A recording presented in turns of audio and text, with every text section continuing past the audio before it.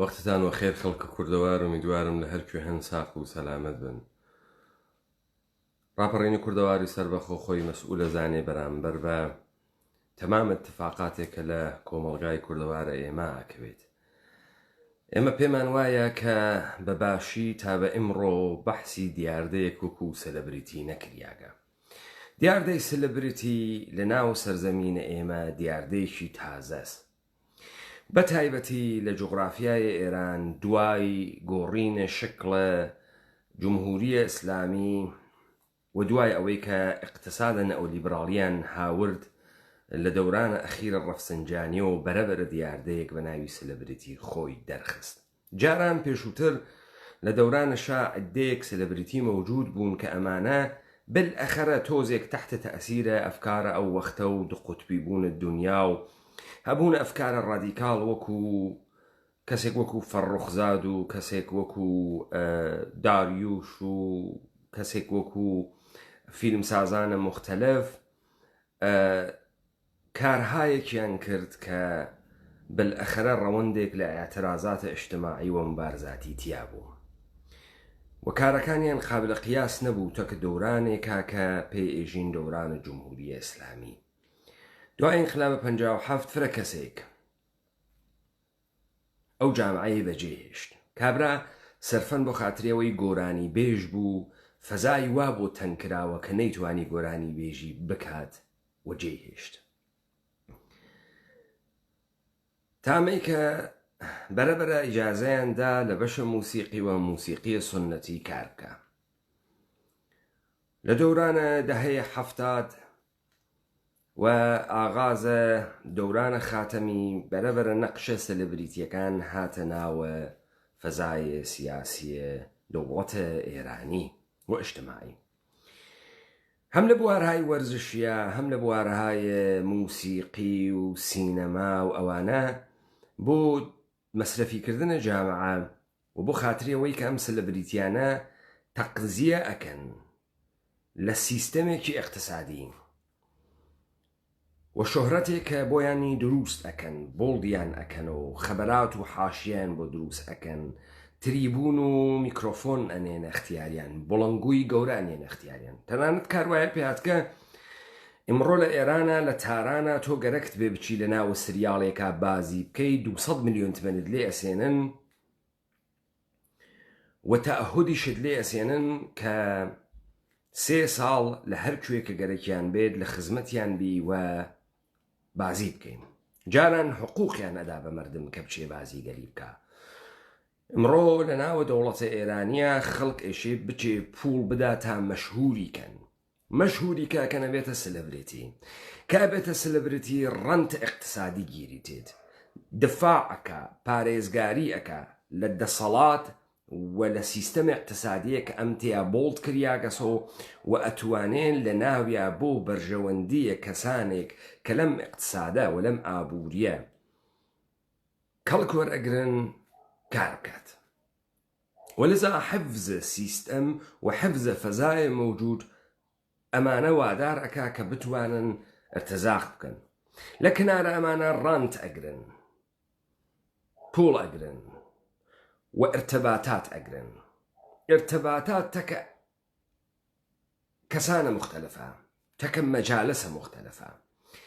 ئەمە دیاردەیەکی تازە نەوزهورە کە ئەو جەخۆی لە دەوران ئەحمەدی نیژادا بوو. ئێمە جاران گۆرانی بێژ و بازیگەرە سینەما و ئەمان مەبوو، ئەمانمانە بوو. دیاردەی سەلەبریتی دیاردەی سینەمایە هالیوودە. بەڵام نظامە نەئۆلیبراڵی و سەرمایەداریە جیهانی سەلەبریتی خوڕقان بە عنوانە قودرەتمەندترین بۆتەکانە سەردەم بۆ خاتری ئەوەی لایف ستایڵە مردم بگۆڕێت، بۆ خاتری ئەوەی کە مردم مەشغوڵ بکە بەجێ ئەوەی کە بچن لە ناوە فەزای ئاعترازی و ئاعترازێک کە سیستەم لەبین بوات بیان خاتە ناوە و هدایەتیان بکاتەوە سۆتە ڕێبەرانە سەلەبریتیان بە کارهای سەخیف. بۆیە تۆ ئەوێنیت یەک لە دوای یەک جنبشهای ئاعترازی، جنبشهای هیپی و پانک و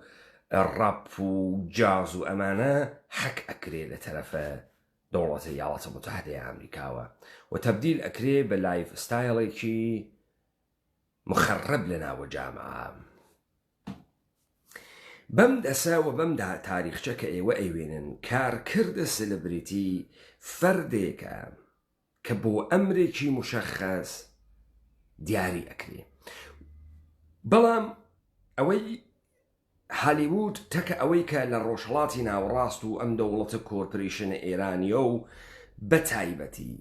ئەوانەی کە کۆپی لێ ئەکەن دیار دەکە فەرقەکە. کەسانێک کە ئەکەن بە سلبریتی لە تەمام ئومور جامعە دخاڵەتەکەن، لە تاریخ گرتگە تا انتخابات، لە انتخابات و هەڵبژاردن گرتگە تا عەزاداریە حسێن، لە عەزاداریە حسێن گرتگە تا شەڕە جناحیە بینە قودرەتەکان، لە سەلیقەی لەباسپۆشیانە خەڵکی گرتگە تا چۆنیتیە بیرکردنەوەی مردم. ئەمانە کاریان هەست بە خەڵکی. مەسەڵەن تۆ وێنی کابرا فوتباڵیستە توێ دەرمۆردە کۆڵبەر قساکە. مەسەڵەن تۆ وێنی کابرا فوتباڵیستە توێ دەرمۆردە فڵانە کاربەدەستێکی حکوومەتی قساکە. ئەمە کێ ئەم مەجالیان بۆ دروستەکە؟ کێ ئەمانەی بردگەسە ئەو حەدە سیستەم و ئەمانە مهڕەکانە دەسە سیستەمن، نەکاریان بە مردمە، نەکاریان بە مەئاسات و معزەڵاتە مردمە، نە ئوسوولەن فەقر و فەساد و بێکاری و نابودی مردمیان بۆ مهمە. ئەنچێکە بۆ ئەوان مهمە ارتزاقە خۆیان لە ناوە سیستمێکی اقتصادی ڕەنتی فاسدە کە ئەمانە ئەتوانن تێیا هەڵس و کەوت بکەن. یەکێک لەو دیار دەقێزەونانە تەماشا بکەن ئەم سلیبریتیانە قەرارە خۆیان تەرزە لە باسپۆشینیان، نەوعە زندگیان، چۆنیەتیە کارکردیان لە ناوە جامعە کۆپی بکرێ، بە ملیۆنها نەفەر کۆپی بکرێ. مثال دانەیە کەس بەناوە ئەمیرە تەتەلو. ئەمیرە تەتەلو ئێشێ بوێت و بۆت و ئایدڵە نەوجەوانە 12 تا 17 ساڵە، ئەوانەی کە هان بە شوێنە گرتنە شناسە تازە، ئەوانەی کە پڕ ئەون لە ماجەرا و جوئی و ئەدڤەنچەر و گەرەکیانە بۆ خۆیان کاراکتەرێ بخڵقێنن، سەرڕیزی ئەکەنە دامەنە ئەمیرە تەتەلو. پەیڕەوانە ئەمیرە تەتەلو ئەوونە کێ؟ ئەوونە تەتەلیتی. 2 ملیۆن ئەرتەشە تەتەلیتی مەوجودە. کێن ئەمانە؟ ئەمانە کەسانێکن کە ئەعترازە خۆیان لە قەی بەدەنە خۆیان بە خاڵکوبی دەرئەخەن، فەزا بەدەنە خۆیانە. شێوەی زندگیان چۆنە؟ شێوەی زندگیان سێکس و بەنگە، مواد مخدر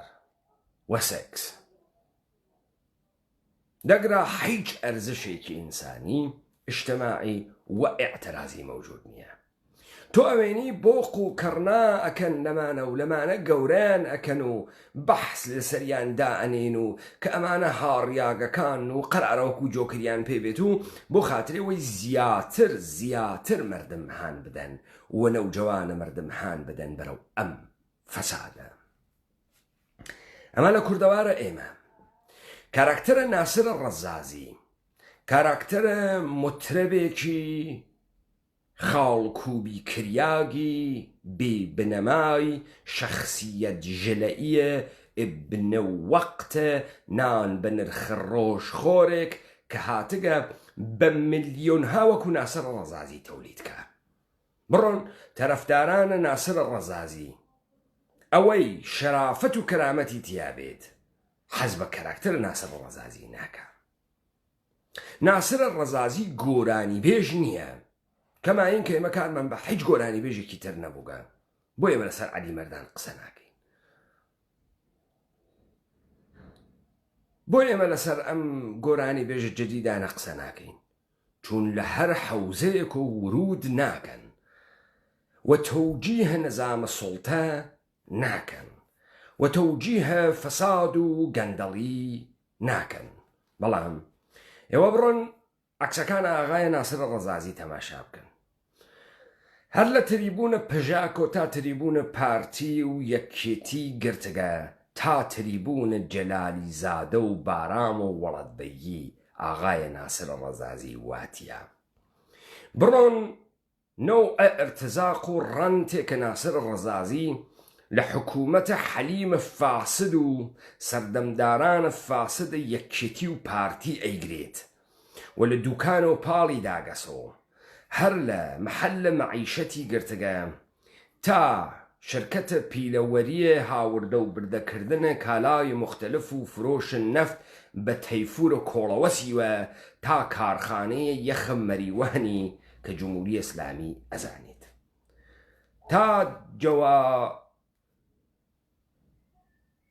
تا دەواجین و پەروەرشە مختلفە تیورە جۆرا و جۆر. کەسێکیش لەگرا حرمەتە خۆی نەگری لە قاوی ئەەکەم. کاراکتەرە ناسرە ڕەزازی ئێشێ لە جامعی ئێمە پاک بوێتەوە. کاراکتەرە کۆتربازە بەچەبازە ئەرەقخوەرە مەزەیە پای ئەرەقە بێپرەنسیبە نادروست ئێشێ کۆبوێتەوە.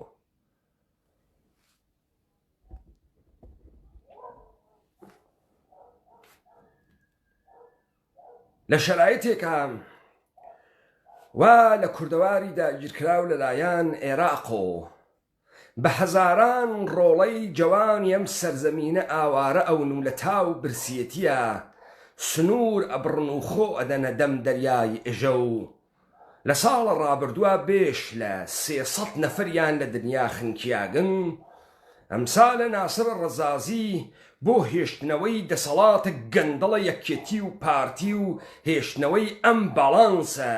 تحتە ناوە هۆنەرمەندە ملی کە چمکێکی سەرفەنجوولەکە ئێرانیە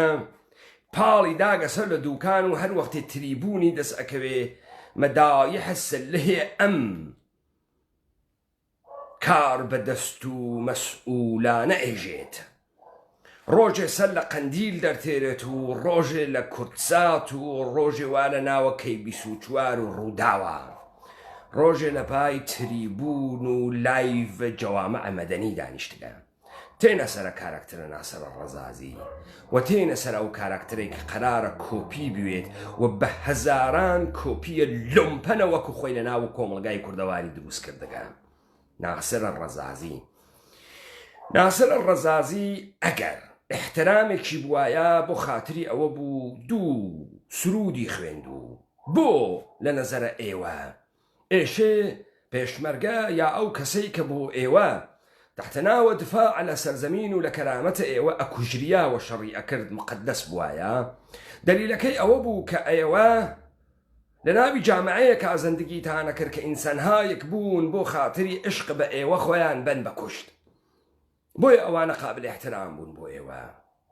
چون ئەوان نان ئەتوانی مەئاساتە ئێوە سەختیە ئێوە تاڵان کریاگیە ئێوە لە بەینچوونە کەرامەتتان تەحملکەن. بۆیە ئەوان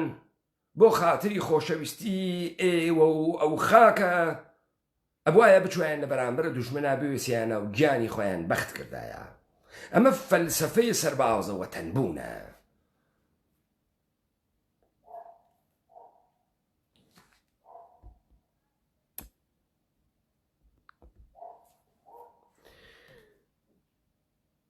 ئەم کاورە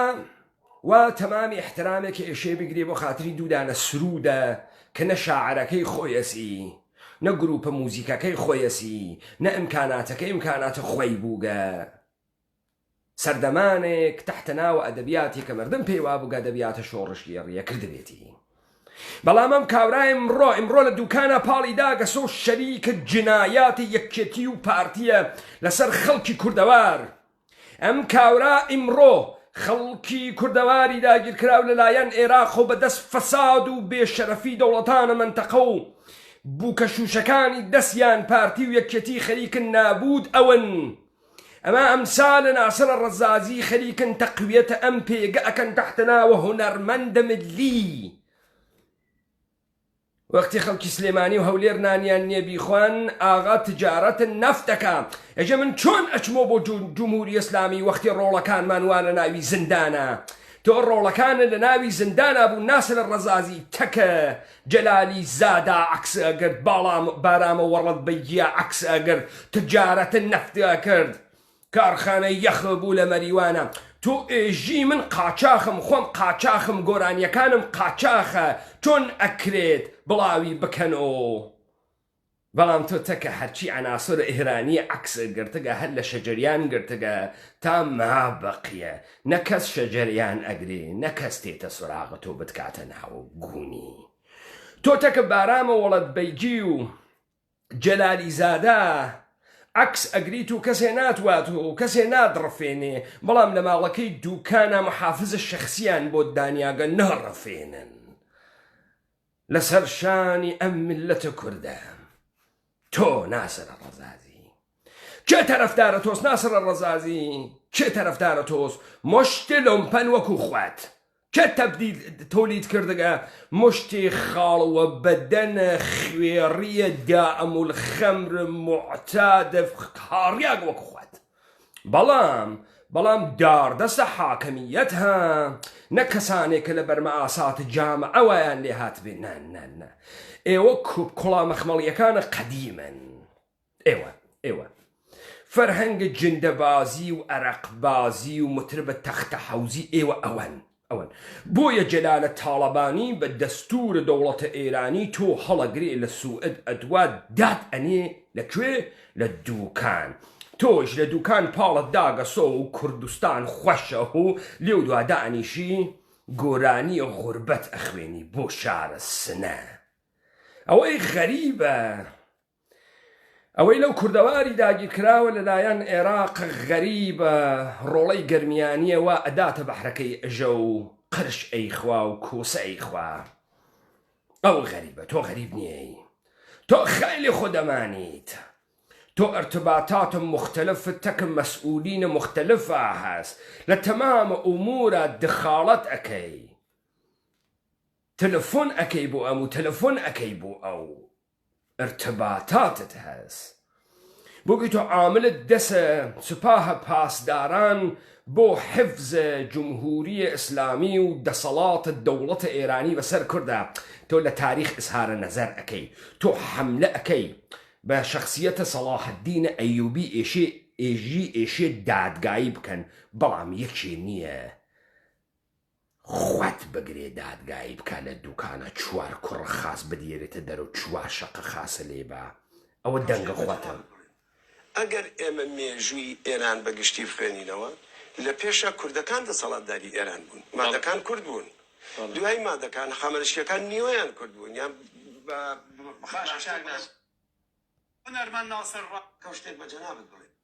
باشە ناسری ڕەزازی مادەکان چۆن کورد بوون دەوڵەتە کوردیان بوو سرودای ڕەقیبیان بوو پەرچەمیان دانیا و ناویان کوردەوار بوو ناویان کوردستان بوو حکوومەتە کوردیان دروست چۆن کورد بوون مادەکان جۆ بگرە ئەگەر ئێمە مێژووی ئێران بەگشتی بخوێنینەوە لە پێشە کوردەکان دەسەڵاتداری ئێران بوون مادەکان کورد بوون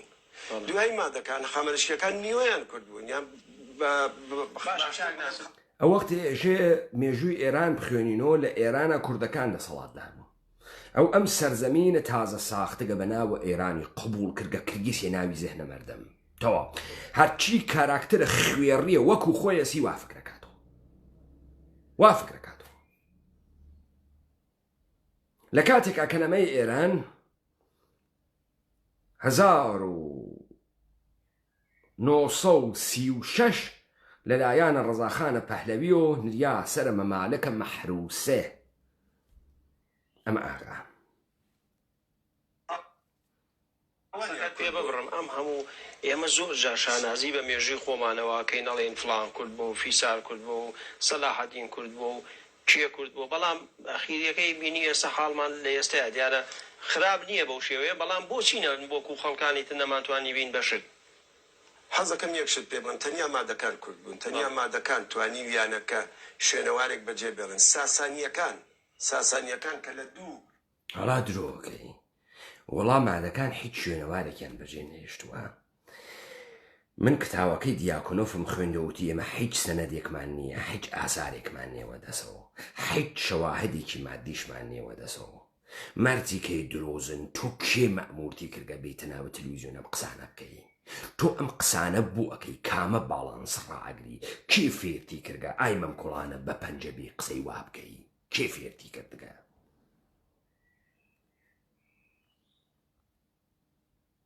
هۆزی شوانکارە و بەرزنجی کە بەغەڵەت پیانەڵێن بازرگانیان بازرەنجی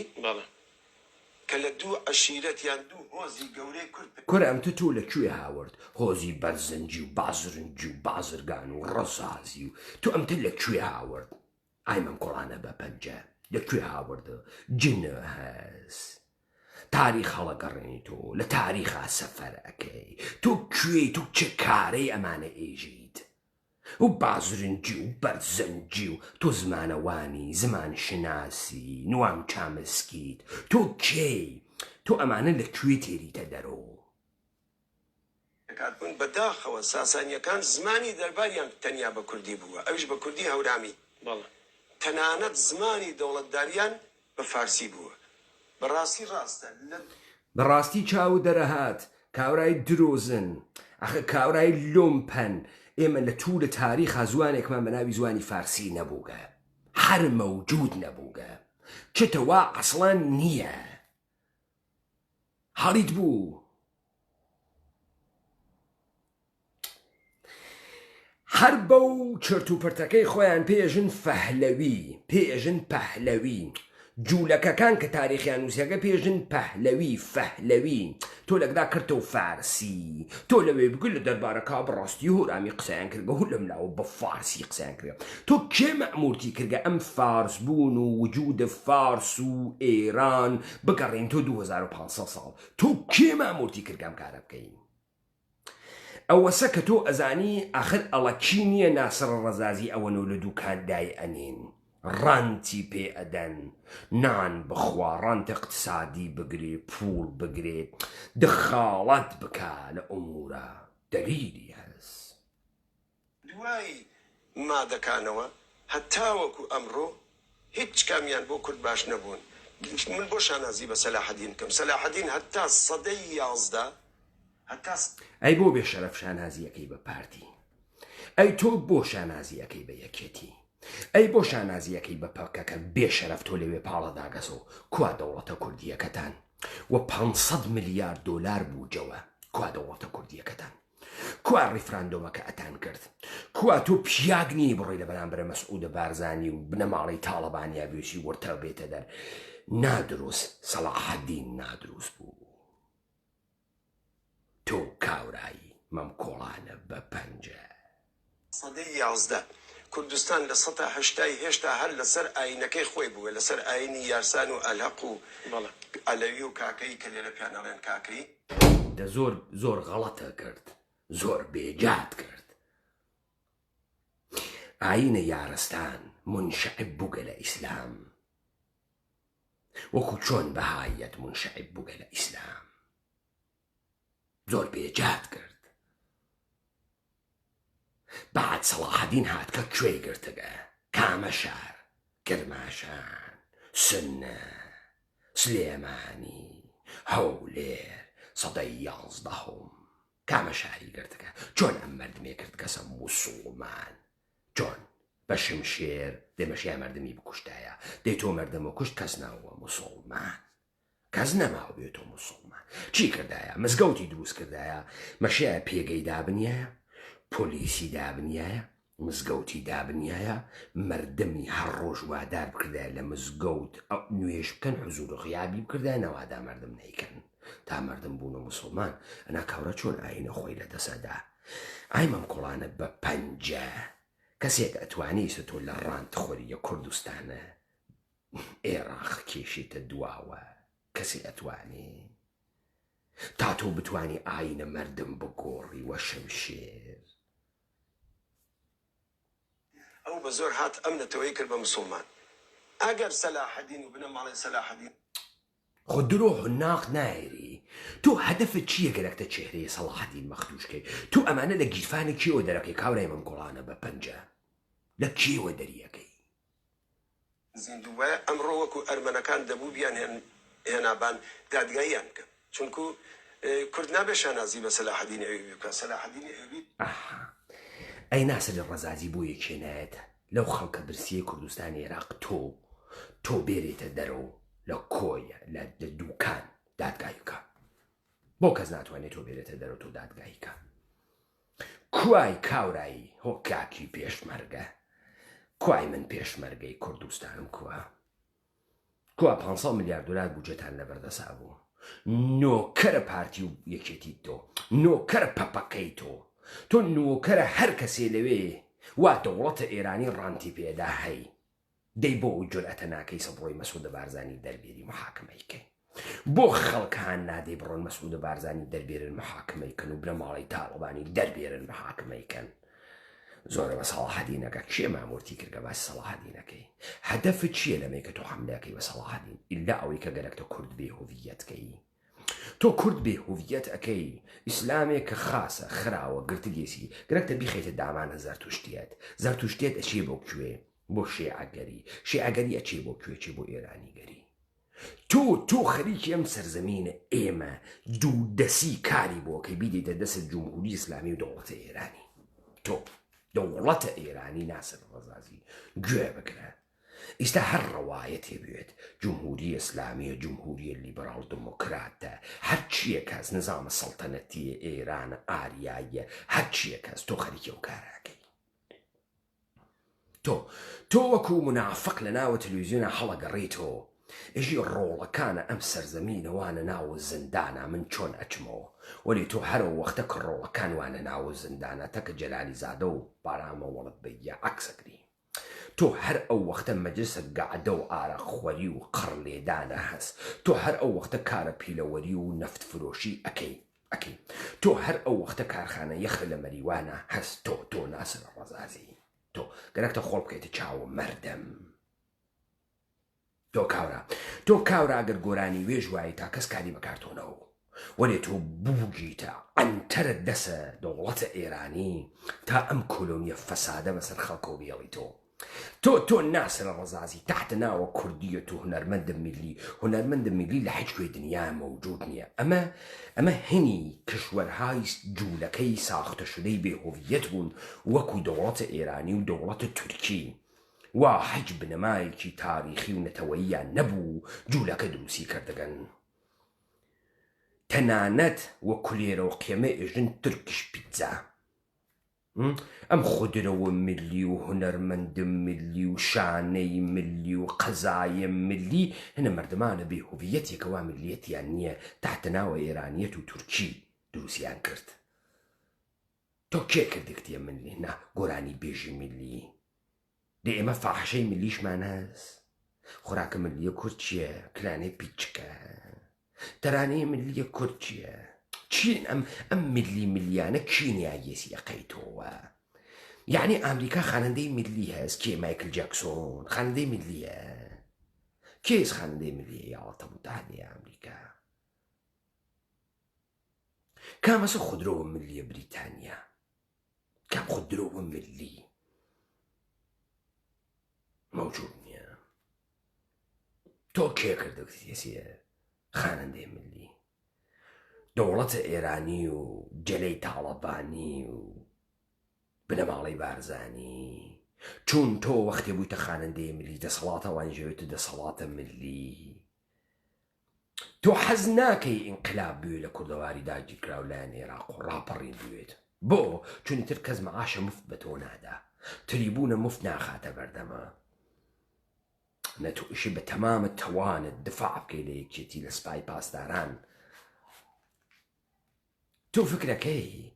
ئستعمار چ شکڵیە کورد بابزانی ئستعمار وەکو ئەوسان نییە نیروەکانی بواد لە جێگەیەکا دایبنێ پۆلیس هەنی خۆی وێ معالەم هەنی خۆی وە حاکم هەنی خۆی وێ ناو کارە ناکە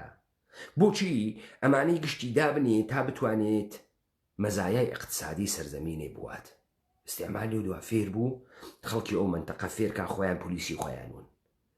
خۆیان معلمی خۆیانون وەلی ئەو شتە فێر بوون کە ئەم گەرەکێسی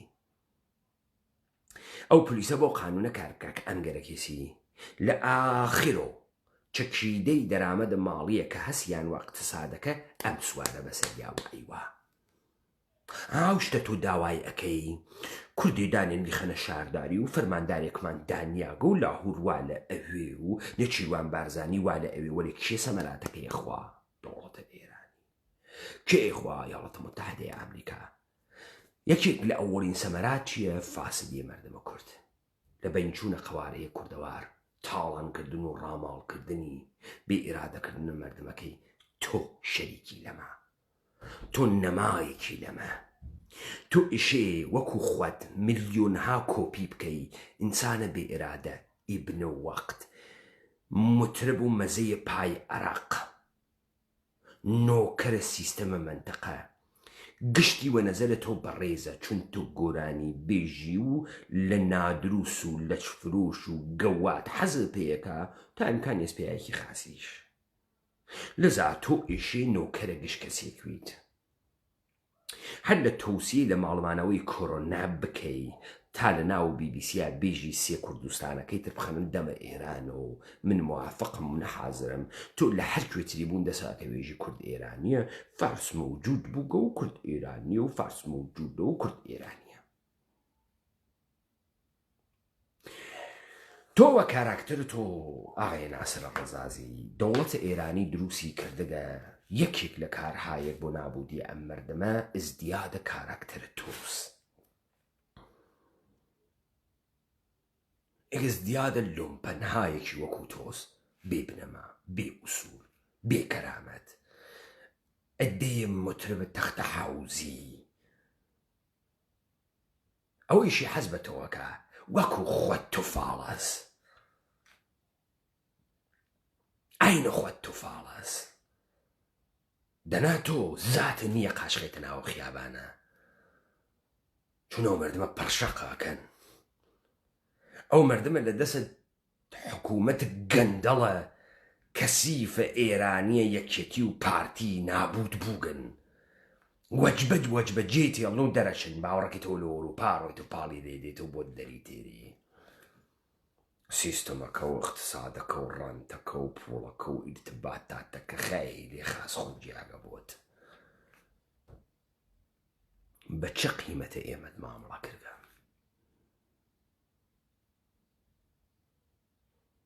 بۆچی تەنتدا بەم قارەدەم ئایمەم کۆڵانە بە پەنجە بڕۆ سەراحەتەن بێژە دوو سرودم پێوێژیا وەخت خۆی دەرەتانم نەمانە تاوە ئەتیادە لە شارسنە هەڕام کرد دوو سرودیانمە زۆر لە کۆمەڵا پێوتم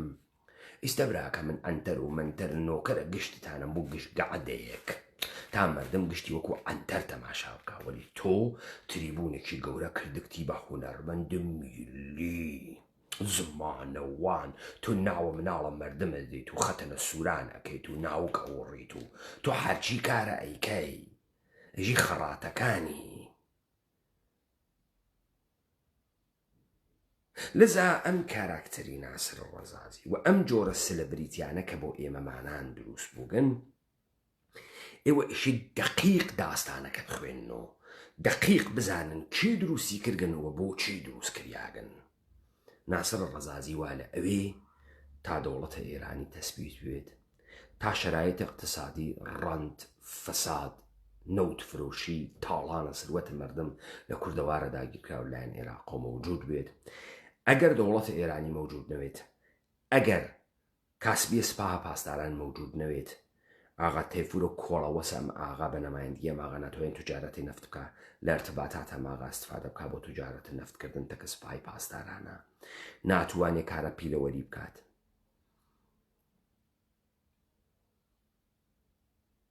دەرنەتیجە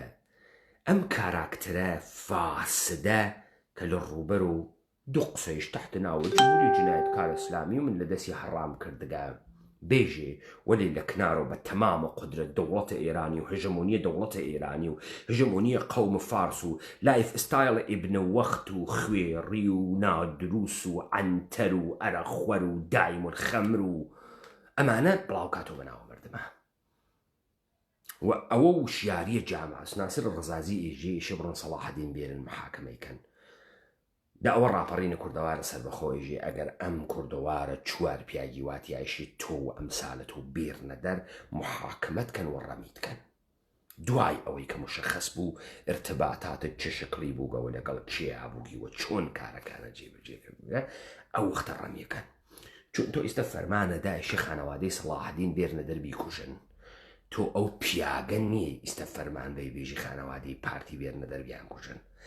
خانەوادەی یەکێتی بێرنە دەربیان کوژین تۆ ئەو پیاگە نییە کاورای ئەنتەرە خاڵک و بیشدە تۆ ئەو پیاگە نییە بێژی کوردستانی داگیر کراو لەلایەن کۆرپۆریشنە سووری چی لێ هات پەپەکە چی پێکرد چۆن نابودی کرد چۆن خەڵکەکەی کوشت چۆن سەرزەمینەکەی تەعریب کرد چۆن خەڵکەکەی کۆچدا ئایا مەم کۆڵانە بە پەنجە ئەی بوو کەسێ نایە یەخەبوو خۆت بگری ئەی بۆ کەسێ نایە تۆ محاکمە بکە تۆ بوو جورئەت ناکەی فەرمانە محاکمەیە سەرانە یەکێتی بەی خۆ تۆ ئەڕۆی لەم تەلەڤیزیۆنانە دەرەکەوی فەرمان ئەدەی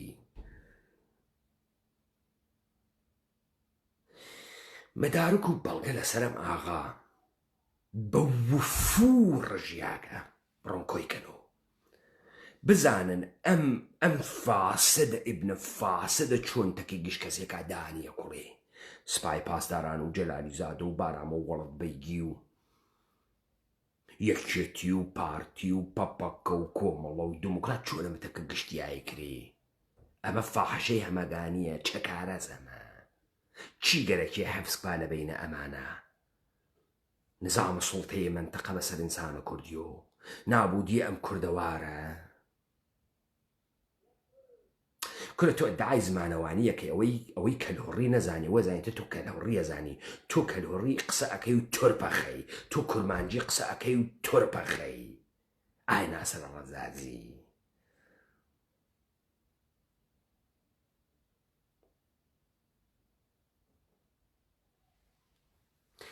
حکایەتە ئێمە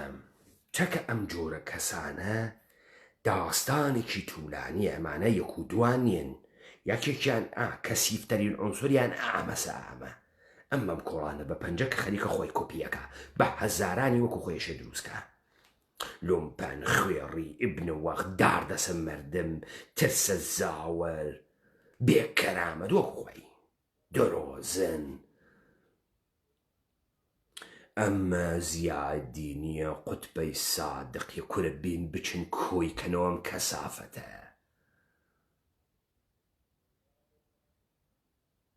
لذا داستانە ئەم سلبریتیانە لە فیما بینە دیبەیتهای مختلفە حرەسگاهێک بە سوورەتە ورد ئەشخاصێکیان تێت مەترەحەکرێت و باسەکرێت کەلامە ئاخر ئەگەر تۆ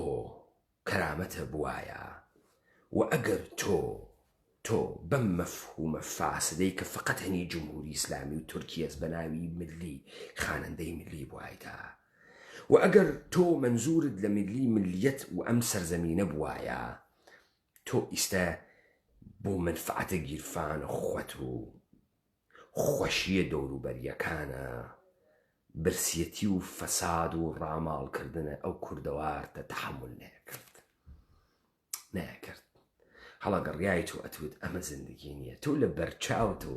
پارتی و یەکێتی 150 خاکی ئەم بەشە قەتیسکریاگە ئەم کوردەوارەی کە لێمانیان بچوو کردەوە هەر ئەمیشیانەدا بە دەوڵەتە ئێرانی تۆ دەمن نەکردەوە